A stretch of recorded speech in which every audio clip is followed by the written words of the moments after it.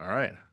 There we go. We're live. We're not live. We're pre-taped, but regardless, you and I are live right now on this APS radio show. I've got Brendan McDonough. Did I say that right? Yeah. All right. Yep. One for one. The lone survivor, the Granite Mountain Hotshots.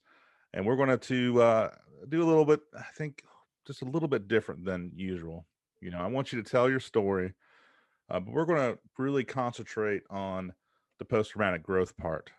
Kind of the sequel, if you will. If you were to write another book, that's where we're going to be. So with that, if you don't mind, and you probably do mind, but regardless, jump into June 30th, 2013 for myself and the listeners, please.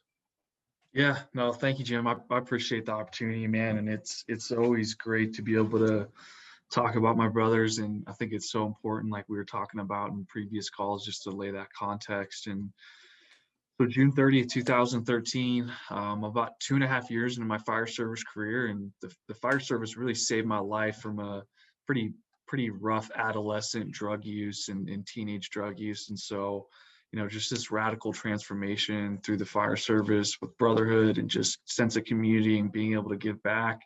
And so we were called to a local fire here in Arizona. And so we travel all over the country, to fight wildfires. And so to kind of have something in your backyard's important because it's personal, right? And it's like if a structure firefighter was fighting a fire in their neighborhood, it's just that much more personal for you.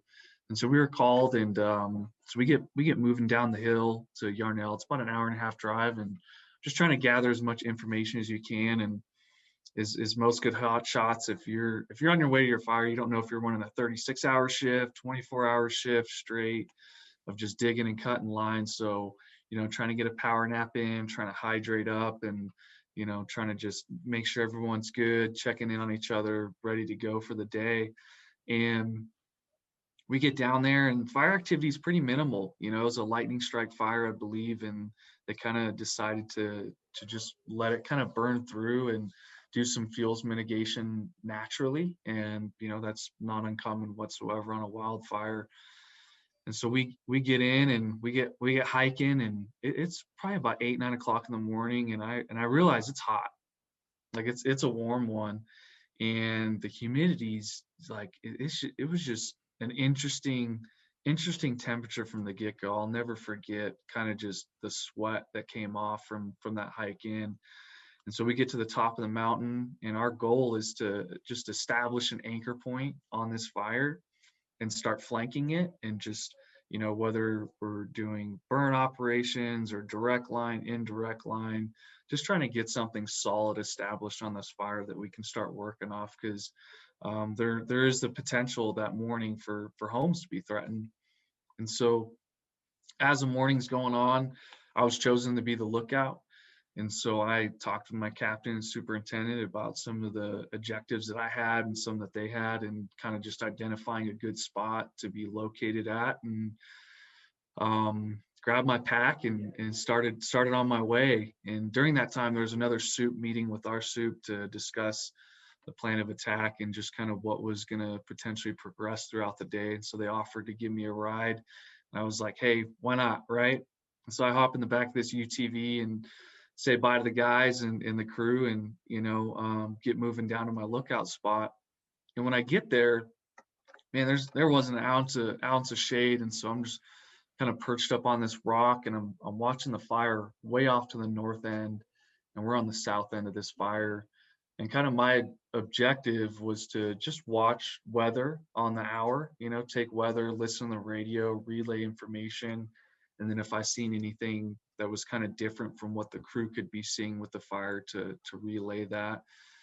And as the day progressed, with any wildfire, it starts picking up. And, for us, it was just moving north. So it's moving away from us. So it's not anything out of the normal until later on in the afternoon. We start hearing about, some late afternoon, early evening, some weather events, this weather event that's coming in, and it's supposed to, turn this fire completely around and bring winds of about 60 miles an hour.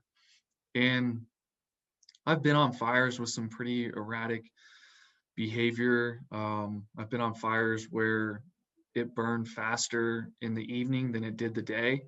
You know, it was a fire in New Mexico, and I've seen, you know, some pretty strong winds, but nothing to that extent really of watching a fire completely turned around due to being wind driven. And so I remember, you know, relaying that information to my cap and superintendent, Jesse Steed and Eric Marsh and the rest of the crew, and just watching, right? Just trying to anticipate this. And they said it's, you know, it's going to hit the north end of the fire, and we're on the south end, mind you, in an hour. And so we've got an hour till it hits, you know, the complete north end. And so within the next probably, I want to say like 15, 20 minutes, I started feeling this weather change and started seeing it. So I'm kind of relaying that back to the crew, and they're seeing something different because they're on the top of a ridge almost, and I'm kind of in the bottom of this valley. And, you know, just the difference in weather there, right? And that elevation within, you know, a short amount of distance was pretty impressive. And so as I'm watching this fire, it really didn't turn around instantaneously. It just started moving kind of like northeast, and kind of just like a clock just started clicking, you know, towards east, which is where the homes are at. And that's what we're out there to do, is, you know, protect lives, save property, and preserve the forest. And so within a short amount of time, this fire started kind of backing on itself. So not only has it moved east, but it's now starting to back on itself. And I'm watching and I'm going, man, this weather event's, it's got to be coming pretty quick. And, you know, within a few minutes, it really picks up. And so it's starting to gain some momentum moving south. And so I'm closer to the fire than my crew, and our buggies are in a location where they're potentially threatened when this thing turns around. So I radio to my captain superintendent, and I tell him like, hey, you know, this fire's starting to back on itself. I think it's probably time for me to relocate. And they're like, you know, A-firm, we're agreeing. Why don't you go ahead and hike down to the main road, and we'll guide you out of there. And so as I'm hiking out, I'm looking back and I'm starting to see like the smoke pick up, and I'm like, man, this thing's really moving. And I'm kind of down from my vantage point, and so I can't really see the entire fire, but I've got my crew up top who has a bird's eye view of this thing.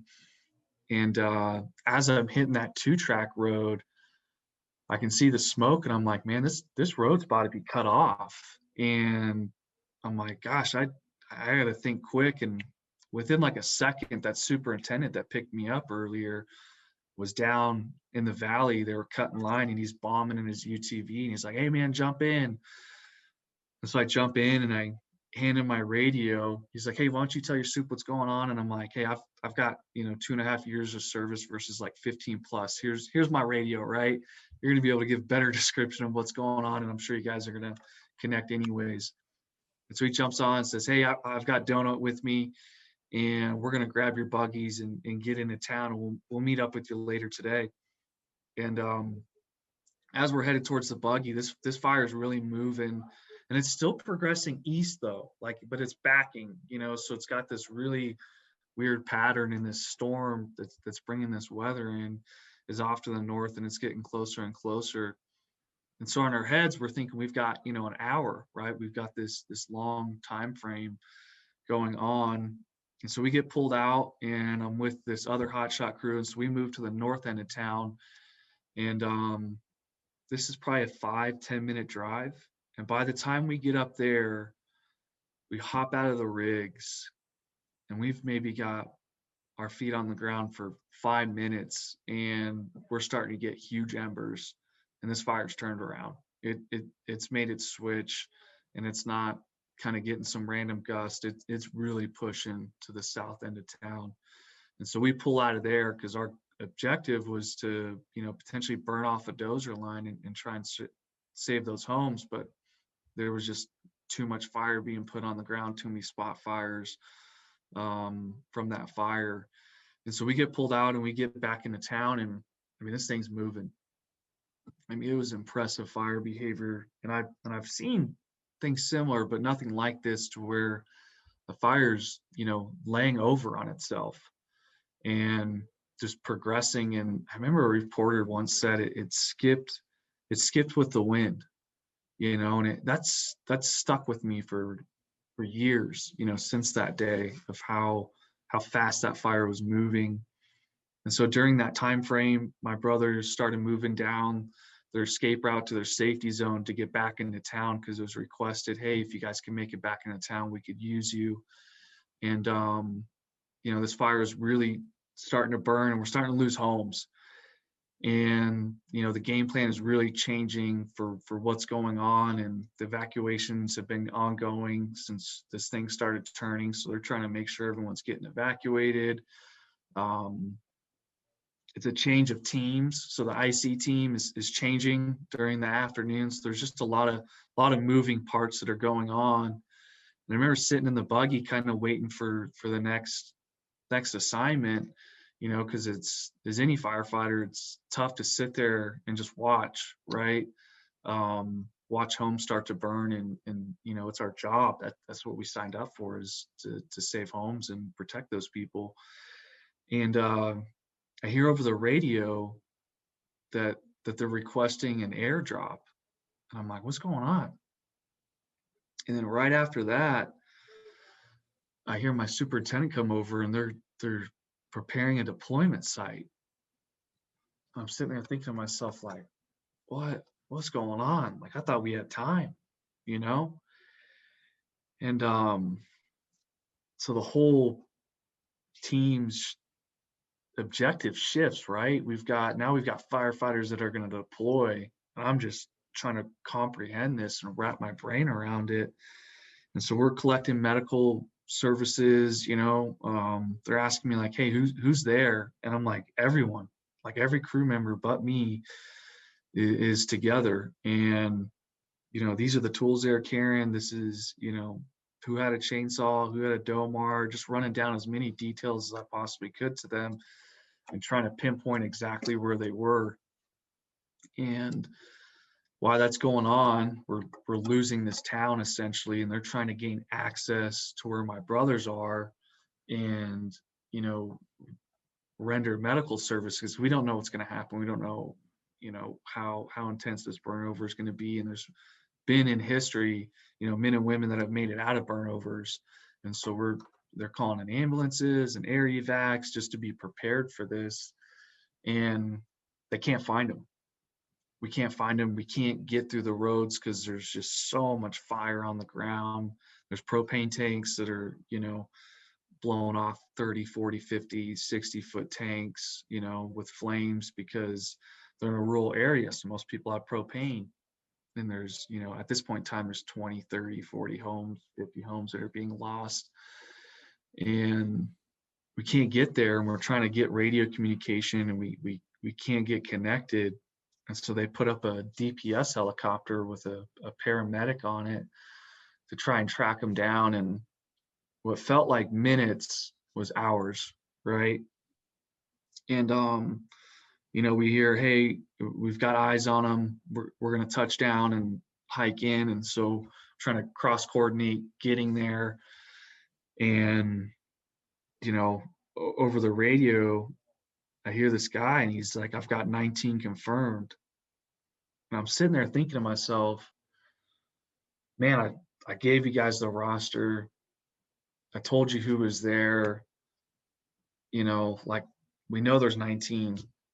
And it hit me that my brothers had just passed.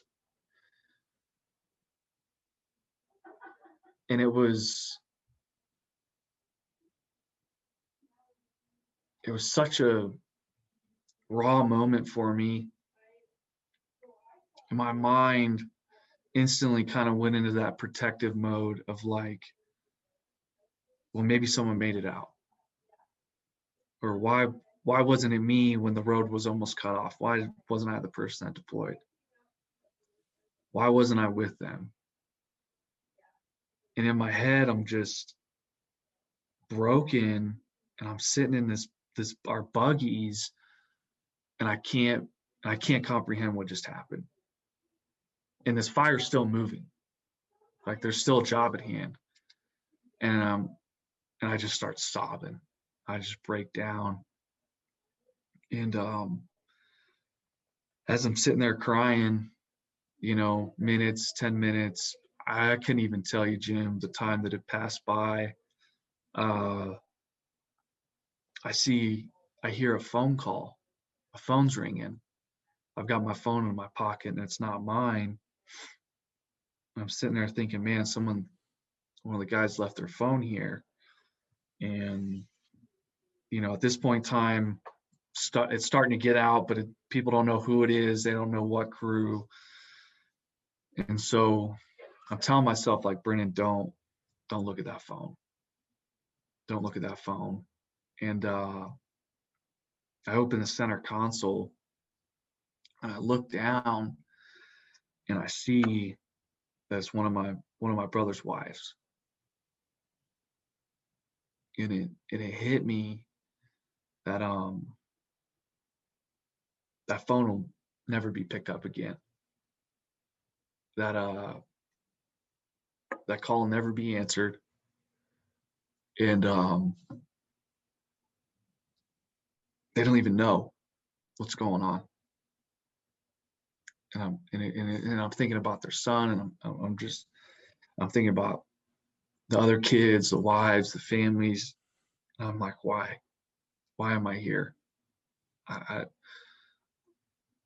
It was so weird how my mind thought that I could maybe turn back time, that I could maybe change this. And it was just impossible. And everything that I had in my life at that point in time, I owed to the fire service and those men. But it was all gone with what felt like a blink of an eye. I just felt so hopeless and so broken and so lost. And that night they try and do a debriefing, and they obviously could see that I couldn't do it. They're trying to encourage me to go home. I was like, I want to be on the mountain with my brothers. I heard some people are there. I want to be there. And thank God they didn't let me go there. Thank God. So I went to the high school where all the families were meeting, former crew members, just people that were intimately involved in their lives, husbands, wives, parents, and there's families from out of state that are trying to fly in. I remember getting there and just flashing lights, cop cars, fire trucks. They've got the middle school blocked off, and people are walking in the auditorium. And I'm thinking to myself, Brendan, just hold it together.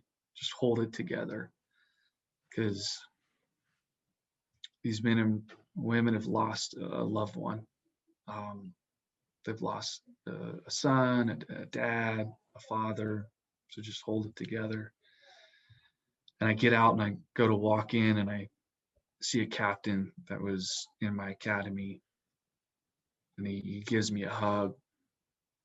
He's crying. He's big, man. He's 6'2", 6'3", 220 pounds. And he's crying and I'm choking it back, and I just let it go.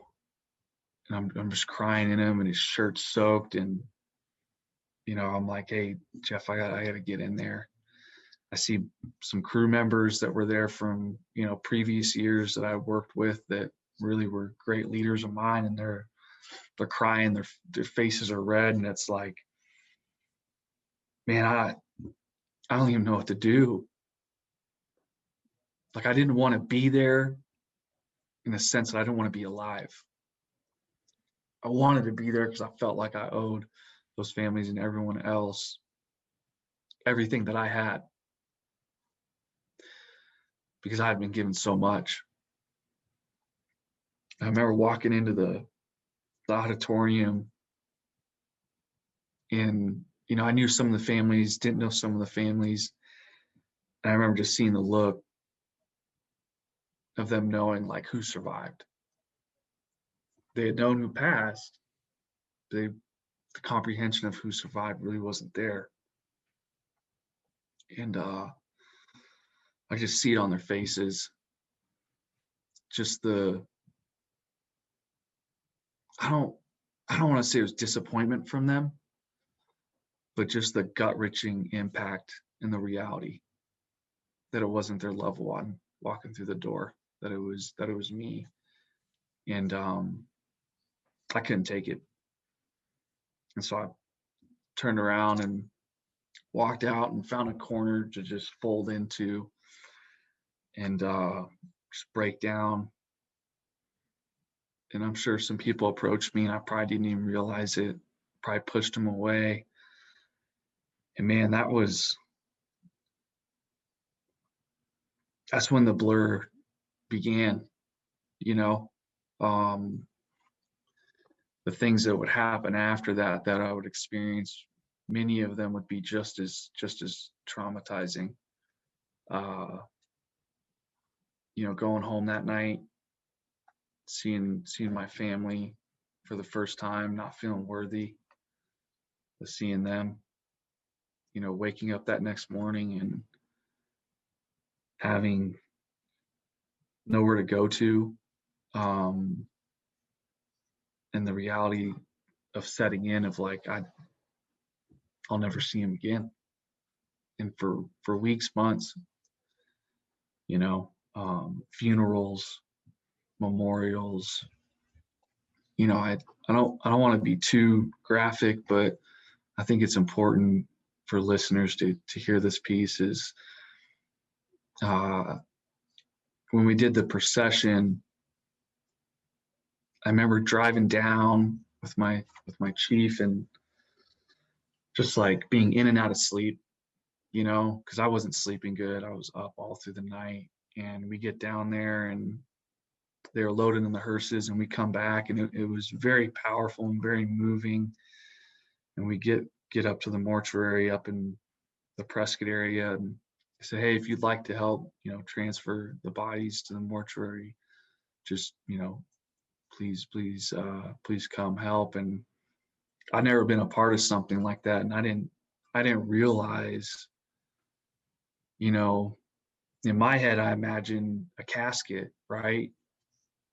But in reality, I'm looking at a body bag. And I've got that mentality, right? Of, you know, being a firefighter, being the hero that people are saying I am. And I'm like, I can't step away now, right? I can't step back now. And so we're moving them in there. And there's just things and moments like that I'll never forget. And just countless things, you know, not being able to be around a campfire. I loved fighting fire. I loved it. I loved it almost more than anything in this world. And it was gone, and the support system I had was gone overnight. It's kind of like you went to a different assignment from there. You know, Yeah. your new assignment was to honor them. You're here, you're left here. What can I do for them and for their families? Yeah. So I know, and you kind of already mentioned a little bit of it, but you know, you put yourself to the side and you just worried about them. So you went to 19 funerals, you know, memorials all over the place, talk shows, you know, Good Morning America's, you know, everybody wanted to talk to you. You were it. And you know, the fundraisers, the conferences, um, you know, writing a book, wanting to make sure that the narrative was out there, but it was the right narrative. It was their Yeah. narrative, their story, and nobody was influencing that. Mm-hmm. There was no time to heal. There was no window of hey, here's a time period, because I felt like the least I could do is show up and tell this story and honor them. The least I could do is make sure that it's told right. And I had in my mind that, you know, because all of the families at this time were super close. And so I had in my mind, if I did an interview, that's one less time a wife had to get on camera and cry and relive that experience. And I felt like that was my job, was to put my brothers and these families first. And very early on, it obviously became very ineffective for me in my life because I started drinking heavily. Yeah, it seems like there was, I know you felt like you were doing the right thing, but there was a side effects personally Mhm. from doing that. I mean, depression, Yeah. right? I mean, it was dark, Jim. It was dark, man. I've never had so many people reach out to me and be surrounded by so many people and feel yet so alone. And there's a piece of me that was stubborn. There's a piece of me that didn't want the help. They'd set me up with counselors or this and that. I didn't want it. How could this counselor understand or begin to comprehend what I had been through? You don't get it. You weren't there. You haven't walked 10 steps in my shoes. So why should I open up to you about this? And I took that mentality of just suck it up. Like, some gave all, right? And I didn't give all. So what do I have to complain about? You had a quote in your book that I don't want to read. You obviously had lots of quotes because it's your book, but uh, why did my brothers die and leave me here? Why did they take me with them? Is it possible to continue without them? I mean, I can't imagine the survivor's guilt. Why For you? Jim, it's so tough for me to even admit this, but for years I suffered before finding help. For years, not just months, but years, I spent haunted in my sleep by the experiences that I had had, by that day, by the homes burning, that whole burn over situation, everything that would come after it. Man, I probably sleep, 2 to 4 hours a night, maybe, even with drinking, trying to just suppress. And I thought, because everyone told me, it'll get better and soon, time heals all, you know, God's got something so big planned for you. I couldn't see it. And by people saying that, I thought, okay, well, somehow I'm supposed to be able to handle this and deal with this. And this is just the new normal. And on the outside, my family and friends are going, I'm 22 at the time. They're like, man, we're like, if he sees 25, I've got loved ones talking to me about an insurance policy that includes, overdose and suicide, because they're so concerned, they're so worried. I've got suicidal ideation haunting me every day in my sleep. Every corner I turn around was another reminder. I live in Prescott. That's the community it hit the hardest. Every t-shirt, every person that would come up and say, oh, I'm so sorry for your loss, and they'd start crying, and it was nice, it was kind, they did it out of love, but I didn't comprehend. You were That was getting, yeah, you were getting traumatizing. recognized in Times Square. Yeah. It's anti-fame. It was nothing that nobody wants to be famous for, right? It's not a marathon, it's not a race anybody wants to win. It's a title that no one wants to have. And man, the pressure killed me. It almost literally killed me. It forced me into severe alcoholism, and the PTSD was crippling. I want to touch on that real quick. Before you got, before the Hotshots took you in as one of your own, or one of their own, you had pretty sketchy history. I was a felon. felon, alcohol, drug use. drugs, and you got on there, and it was like, I mean, it was the first time you belonged. It was a Hmm. light switch hit, and I know it was obviously reading a book, seeing a movie. A lot of that had to do with your daughter getting Yeah. on the right path. But when you're stuck with these pressures, um, at one point, I mean, you started falling back off that path again, and old habits became the norm again. Is that right? Yeah. Old habits become new behaviors. And, I remember walking in rooms of people that would kind of be talking about me and wondering, is it going to be an overdose? Is it going to be a DUI? Is it going to be suicide? Like, this kid just won't get help, you know? And I mean, there's rumors going around that I was shooting up dope again. And I've never put a needle in my arm. Thank God. I've been deathly afraid of needles my entire life, but rightfully so. These people had these fears, and I had the fear in my head too. It was like, I can't even explain how the thought of suicide, it was like I couldn't shut it off at some points in times. It'd come in my head, and I'm like, that's not what I want. That's not what I want to do. It's like, just do it, just pull the trigger. And I'm like, what? Like, this internal sickness battle in my head. I couldn't escape it. I couldn't drink enough. I couldn't take enough pain pills.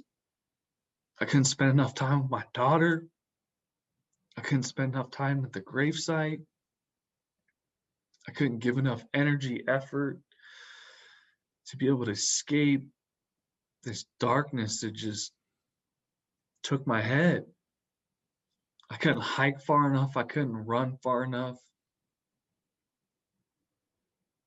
I couldn't get away from the things that were just hitting me every day like a freight train. And I was so just young and stubborn, right? That young fireman, young firefighter, that I wouldn't take help. I tried meeting with counselors, and one counselor gave me a poem on like a lone wolf or something. And I'm like, what is this shit? Like, how is that supposed to help me? Take your poem, and, you know, there's the door, right? And it didn't matter, Jim. Like, every coping skill that I tried to use, I thought I was sick. I was so depressed and so sleep deprived, and so out of it. I thought I was sick. I thought I had cancer or something. I'm like, what's good? Like, 23, 24. I'm like, I was active, dude. I go run a half marathon, you know? And I go to my doctor, and I'm like, man, you got to do blood work. And he's like, well, I mean, there's a few little things off here, but there's not much, Brennan. Maybe it's like, you think you might be depressed? I'm like, nah, I don't get depressed, man. That's I didn't lose a spouse. I didn't lose a dad. I don't I didn't lose a child. Those feelings those are not mine. They're not rightfully mine to have. And it was it was dark. It was dark for years. I figured, well, this is it. I guess I'll just keep doing what I'm doing, until one day it just stops. You just mentioned the darkness. At what point did you start seeing light?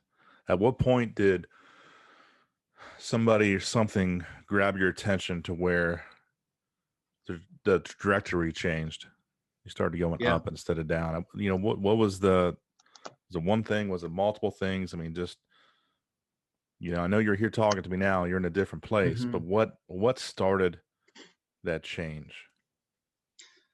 Man, it was multiple things over multiple years. But it started with a conversation with Carrie Romella. And I know a lot of people know Carrie because she's so active in the mental health community within the fire service, and has just done some amazing work. And we're at Emmitsburg, so it's about a year and a few months after the tragedy, and we're go through the go through the memorial service, and I'm sitting there and I can't get this ringing out of my head, right? Last alarm, ding, ding, and there's 19 of them. I can't, it's piercing, right? It's like tonight it's just piercing my head. And they're like, all right, we're going to the Ott house, right? And I'm like, perfect. I forgot I could use a drink. I could use 10, 15 of them. And so I go straight to the bar. I sit down and I'm like, hey, let me get five Jack Daniels. They go, well, what do you want? Shots? Or I'm like, four fingers, five of them, and they're like, oh, okay, that's cool. Grabbing some drinks for your friends, trying to be conversational with me. And I'm like, no, these are for me. This is a start. So I'll be back, just keep them coming. So I'm sitting there drinking, and everyone's, raising a toast and this and that, conversating and having emotional conversation. I'm just sitting there, head down, just drinking.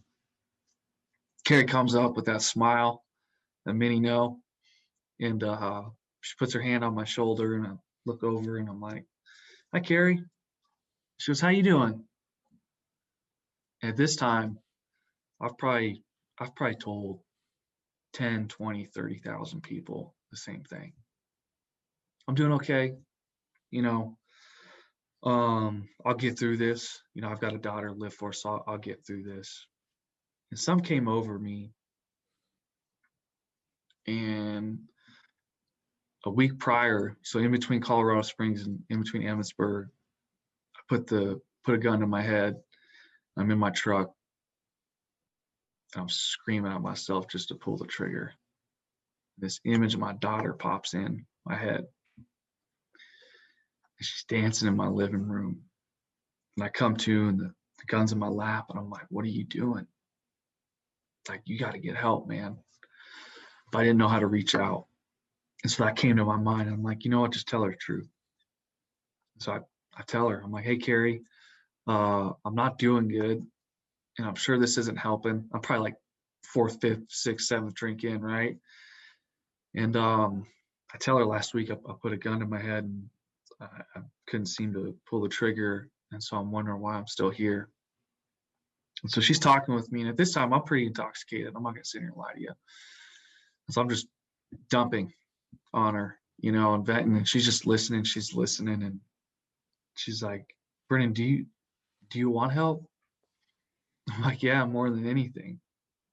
She's like, do you want to be a dad? And Carrie knew how to reach me. And this was a very important moment in my life. She goes, I know how important it is to be a dad to you. Do you want to be a dad again? I kind of took a little bit of offense to it, because I fought so hard to be a dad. I got sober, got in the fire service, went through custody battles, year after year, to be a dad, not just a part-time weekend dad, but just a dad that's there, that's present. And she goes, well, what about seeing a counselor? I'm like, the last dude you sent me to, or whoever. She said, I didn't send you to him. Someone else did. I'm like, gave me some lone wolf poem. That's supposed to help me, right? And dude tried doing some voodoo magic on me, and like, here I am, still drinking, still miserable. And she goes, well, what if I help find you a counselor that has worked with first responders and that is that willing to work with you? And I said, if you can find somebody, I'm willing.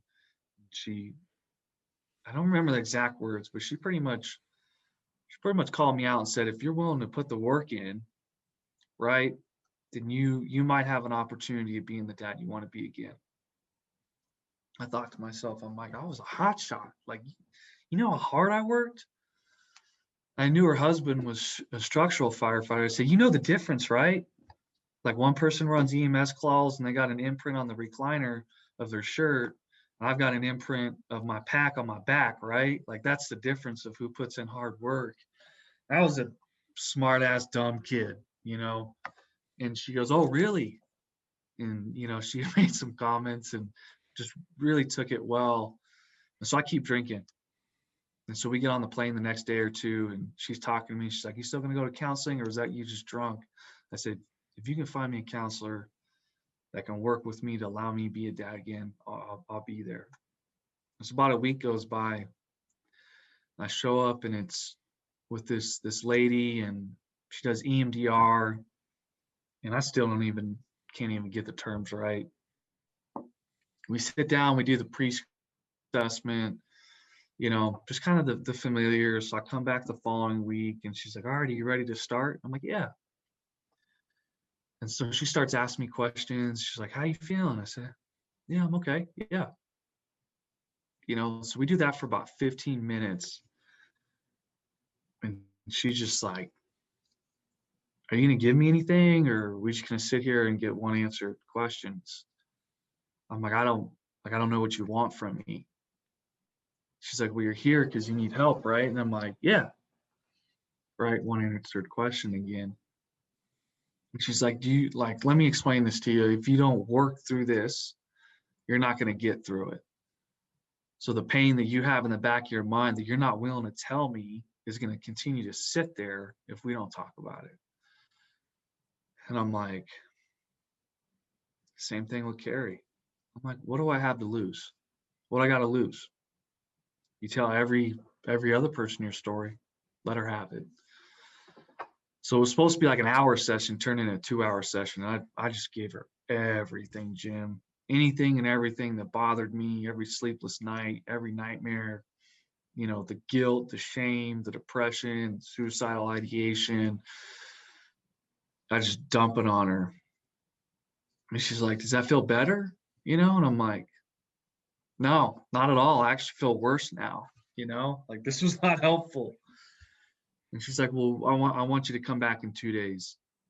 And I walk out, and there was someone sitting in the lobby waiting to go in because it was supposed to be an hour. And I think she had texted that person in the middle, and they were crying because I was so loud, right? Just expressing all these things. And I go home and I hit the bottle. And so I show up in 2 days, and so she's trying to explain to me this like EMDR thing. She's like, "Okay, you're going to follow this. And it's going to unlock your brain, and this is what we're going to do." And I'm like, "Oh, you got to be kidding me. Like, this doesn't make sense." So we're trying to do this. I'm ADHD, and I'm like, "I can't do this. Like, you got any other methods or something?" She's like, "Well, this is what we do for little kids." I'm like, so she hands me these little buzzer things, right?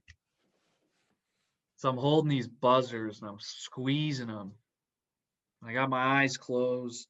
She's trying to walk me through this EMDR stuff. I'm stuck, man. And she's like, "Brennan, to get through it, you got to go through it. You said you want to be a dad. You said you want to put the work in. You talked about how hard it is being a hotshot. Well, let's put the work in." And her son was a veteran, and she'd opened up a little bit to me, and so I trusted her. I said, "Her son serves. He's going through it right now. I don't know what extent, but she knows what to do." And so I hit her. I hit her with, the burnover and the guilt. And so we're got these buzzies going, and like, you know, mind-blowing experience. And we're tracing back these feelings, emotions, right? The negative beliefs that we have. And she's like, "So you feel guilty, right, for not being there?" And I'm like, "Yeah," like wholeheartedly. And these buzzers are going off. And she starts kind of probing me. And we get to the question. She's like, "So you just told me how it went, and you feel like that was an honest depiction of what happened?" I said, "Yeah, of course." She goes, so your captain told you to leave your lookout spot, right?" I said, "Yeah." And she goes, "So he didn't tell you to come back up to the crew, right?" I said, "No, he told me to go move the buggies and to meet him in town." And she goes, "Well, what are some other examples of, taking direct orders and listening? And I kind of listed off a few. I'm like, one time had to go grab a QB. So, big old box of water for the crew, right? Or do push-ups, just things like that. Just giving her examples of like taking directions and taking orders. She goes, "You trust him, right?" I said, "I trust him with my life." She said, "Would you have followed him into that canyon?" I said, "I'd have followed him into that canyon 110%, any day." And she goes, "Well, what was different than the order that he gave you to go move the buggies?" I feel cold chills. I got goosebumps down.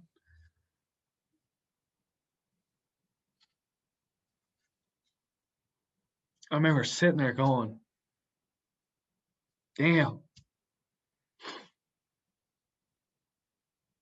that's 2.5 years. It's guilt and shame that's been trying to kill me within this buzzy tap clinical office. Just help me understand that it wasn't mine to own. That in that moment, I'm not listening to him. Are you serious? That was my captain. That man was like a hero to me, along with all the guys in the crew. And so I'm crying just even 10 times more than I am now. And she goes, "How do you feel now?" I said, I feel like this weight's been lifted. I feel really drained, emotionally drained. She goes, "All right, well, you're gonna come back twice a week for however long it takes." And so for 9 months, we're going through EMDR twice a week. And we're just tackling these different points of disturbances, right? As life is continuing on. So it's ongoing, We start counseling and it's like, oh, it's litigation time. Time for attorneys, right? Time for the lawsuits. I've got, city attorneys accusing me of saying something, calling me a liar. I've got, people being pinned against me. And I'm like, man, I can't, my attorney's like, "Just wait, Brendan, in court, it'll all come out." So I'm processing all this. I'm in a head-on collision with my wife in a car. Guy blows a stop sign, a stoplight, doing 45, smacks us head on. Almost took our head off with his truck top. Is in my windshield, sticking there. I come to and I'm staring at this truck topper that's in my windshield that's at like neck height. And so there's just like life, right? I got kids, but I'm processing this trauma. And I'm starting to feel relief, but I'm on medication. I'm taking antidepressants. I'm taking sleep medication. I'm finally starting to try and get my balanced life back. And I remember getting blood work done, and the doctor's like, "Man, you're pretty young to have this low of testosterone." I'm like, "Where should I be at?" He's like, "Well, you're at like 300. And most guys that range are like 55 and 60. And he's like, "You're 24, man. You should be at least at like 600-700. And so I'm just trying to put my life back together and move forward and push forward. And every week I'm starting to feel relief. And so periodically through those times, my counselor would ask, "What about the drinking?" I'm like, "Nah, I think that's just a byproduct of the trauma and PTSD. So once I'm done addressing that, then it shouldn't be an issue." So we get through 9 months of therapy, and I'm tapped. I've gone through every disturbance I have. I've revisited some. It brought up some childhood stuff. It brought up some other emotions and feelings. And I'm like, hey, Debbie, I think I'm not saying I'm good to go, but I feel like I'm ready for the next part of my life. And she goes, "What does that look like?" I remember talking to her, just saying, like, I think I need to look at this alcohol thing. And she was like, "Well, if you need help, let me know and we can kind of process that." But we had been through so much of my trauma. I wanted to keep that like just special, right? it was so rewarding that I didn't want to throw something else in the mix. And so I started meeting with this pastor. He's kind of meeting with me periodically. He's like, hey man, I'm starting this recovery meeting and I know you were sober and I think it'd be great for you to be a part of this and help guys along the way. And I'm a helper, right? I'm like, I fixed myself. I don't have PTSD anymore, but it's still like completely in my life. But I'm not suicidal anymore. I don't have the anxiety anymore in my life. I don't have the depression anymore in my life. I don't have the nightmares, the reoccurring thoughts. Jim, I mean, I swore to you my life wouldn't change. That would be my everyday life. And man, it wasn't overnight, but over a time period, I could sit here and tell you I haven't had a panic attack since I stopped doing counseling, EMDR. I could tell you I've probably had 2 nightmares, 3 nightmares in the last 5 years. I had a little bit of anxiety. That's probably because I had too many cups of coffee. I can tell you that much, right? And so I go to this meeting. I hear these guys talking about recovery, and I'm sitting there thinking, man, they've got something I don't have. I thought I knew what sober was, but I didn't. I just remember leaving, and I'm praying. Something I haven't done in a long time. I'm praying out to God, and I'm like, hey, this is that last piece. And I don't know if it's a long-term issue. I don't know what it looks like, but if you can take this alcohol out of my life, I'll serve others. I'll pay it forward. If you can take this out of my life, because a lot of people have told me at this point in time it's an issue, and it's time for me to get out of my own way of thinking. I need this gone. And so I woke up the next morning. It's St. Patty's Day. I'm Irish. We drink. The previous St. Patty's Day, I'm in Boston, Dropkick Murphys, getting kicked out for being intoxicated before they even went on the show. I'm hammered just because I was so drunk. I didn't even do anything, just outside, just being that hammered, right? And just loud. And I'm at a concert and I'm loud. And so I'm like, I can't repeat that. And so I'm sober, day 1, St. Patty's Day, day 2, Thursday, day 3, Friday. Go home, spend time with my family. Saturday, do I go out? Nope, just go to dinner, take the wife to dinner, come home. Sunday, might go to church, didn't go to church. Wednesday, I find myself at that study again, listening to what they had. They lost everything. From the outside looking in, my life was great, man. I had a book, had a movie to come out, was finding this relief from trauma, had a fiance at the time, kids, house, truck, but I was missing something. And I didn't find it till that moment. And so it took me years. It was years of diving into that trauma and then coming to the place of like, gosh, I am an alcoholic. That was tough. Because in the rooms and in my recovery and my relationship with God, it's talking about how powerless we are. And I felt like I was a powerhouse back in the day, 145-pound kid carrying a 60-pound pack, 16 hours a day, digging line. I was a powerhouse. But I'm powerless to something. I got to surrender to it. The one thing that I hate. But it was a humbling experience to say, man, I can't have a drink, not even one. And so, fast forward to a little over 4 years of sobriety and living a life that many people thought wouldn't be possible just because of the path I was on. I didn't think it was. I couldn't even begin to comprehend it. You finally reached sobriety, and I know you want to do something. You just mentioned you want to serve. Yeah. Where did that take you from there? So I was speaking the entire time, and what transformed is the fact that I started dealing with my stuff. And when I got sober and I was speaking to trauma and addiction and recovery, it was like very surface level. I've got a really impactful story, and I know that, and I want to utilize that to help others. And so when I speak, I know that it touched people, but it kind of stopped there, right? And so I was thinking, and in prayer, because I pray for sobriety, I got it, so I might as well keep praying, right? So I'm deepening that relationship with God. And he's like, hey, I want you to open up a Christian treatment center for first responders and civilians.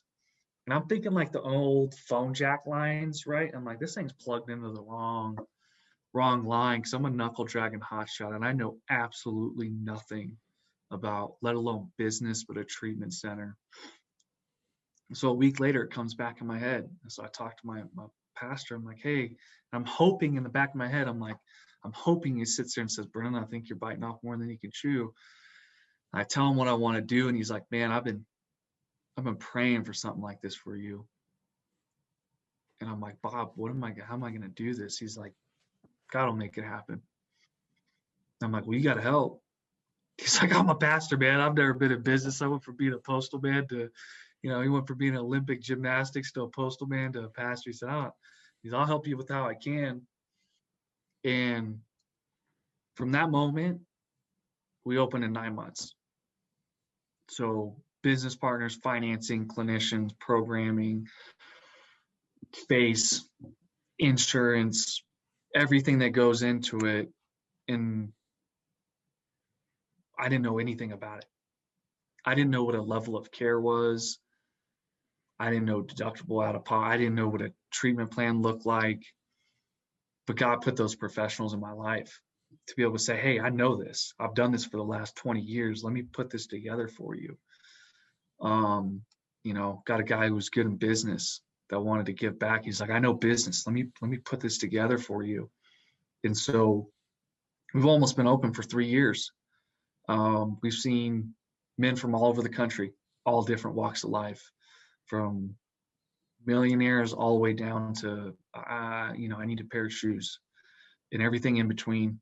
We've had the fortunate ability to be able to work with some first responders, some firefighters, some former police officers, some veterans that have come through our program that have been able to find healing in long-term sobriety. And man, there's been no greater gift than that opportunity, because I thought the fire service is all I had. That's all I was ever going to be. And I'll never be better than June 29th, 2013. I thought I'd never be better than that person. I thought it'd be a dishonor to change who I was. And man, there's no greater joy than I get to serve at Full Fast Recovery and work with people that I've been in similar shoes, not their shoes, but I've been in some Nikes, I've been in some Converse. It might not be the same brand, same color, but I've definitely walked a few miles in my own life. And there's such a joy I get today to share that with others. And so I just continue to try and raise awareness, just try and help break that stigma, and trying to allow people to know it's okay to get help by opening up and saying, hey, these are the things that I've had to address in my life to move forward. And this is an opportunity for someone that may be sitting there thinking the same thing, like, it ain't possible. It is. It is. And you don't have to do it alone. That's the biggest thing. I thought, because no one knew my experiences, how could I relate? And I robbed myself of years of healing because of that.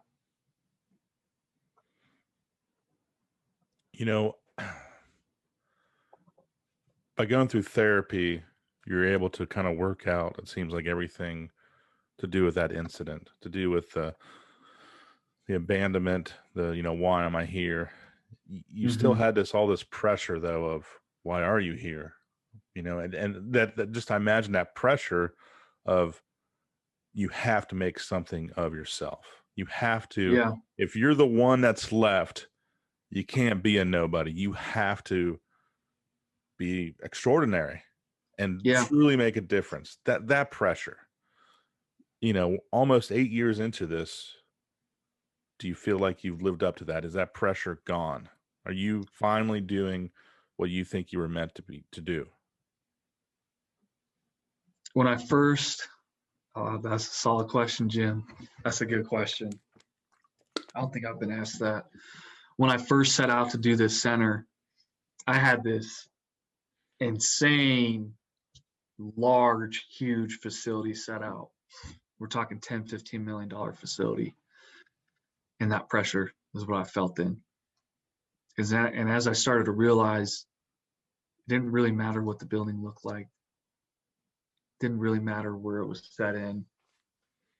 What mattered is that I provided a place that people could find healing and they felt loved and they felt like they were getting true individual care. And I knew what my purpose was, and that pressure's still there. I'd be lying if I said it wasn't, right? But today it's a healthy amount of pressure. It's a healthy amount of responsibility is what I feel, more so than pressure, a healthy amount of drive and purpose and dedication than a pressure. I feel like pressure is forced, and today it's not forced for me. It's something I get the honor to do. And I know my boundaries, and I know what's good for me, and I know what's not good for me. And if I don't know, I've got 10 other people that are around me to be able to help me figure that out. And so I truly do feel like I'm living out my purpose today, because if I would have went back to the fire service, I feel like I'd have been selling people short of what I have to offer. Not that relationship is closed, not that it's not there, not that I don't love the fire service. I stay as active in the community as I can, but I'm on a different path. And it was a struggle for me because initially I didn't want those gifts. I don't want to be sitting behind a desk. It was a struggle trying to figure out how to go from swinging a tool to writing emails to building programs. But I'm glad I did, because it challenged me in a way that the fire service challenged me early on, physically and mentally in it. So it's like a revigorating challenge to me to be in this field, and I get to do it. I'm not forced to. I don't feel the pressure, but I get the honor of being able to walk alongside people through their addiction and trauma, and that brings me great joy. You mentioned earlier, when people were trying to give you advice early on, you mentioned, somebody said, and I'm sure there's multiple people that said this, that there's a reason you're here. And it took a while, but it certainly sounds like you're living that reason. Yeah. I feel that in my heart. It's pretty deep, significant, powerful, whatever word you want to use. I don't know. It's you can't call it a happy ending, but it is making something out of a pretty really shitty situation. Yeah. And we have to, right? It's out of necessity for survival. And then I think about that excitement, right? And I'm like, man, I'm only 29. You're a kid. I'm a kid. I've got another 30, 40 good, solid years in me. And I'll be better tomorrow than I am today. That's awesome. Well, let me ask you this then. What's next? What's next? Yeah. What else do you have up your sleeve? I mean, there's got to be even a bigger picture than this, I think. Yeah. There's a part of me that knows, and there's a part of me that wants to leave it mysterious in my own mind. So I think what's next for me is, for Hold Fast Recovery, I really want to get it to just a place that is very solid in its foundation. We're 2.5 years in, and so we have a really solid culture, very, very awesome treatment program, some phenomenal success in people's long-term sobriety, not just in our program, but when they leave here, right? We're looking at a 75 to 80% success rate when they complete our 90-day program. You look at the industry average, it's the complete opposite. And so I want to hold on to that. I want to continue to mold it, and then I want to recreate it in other parts of the country.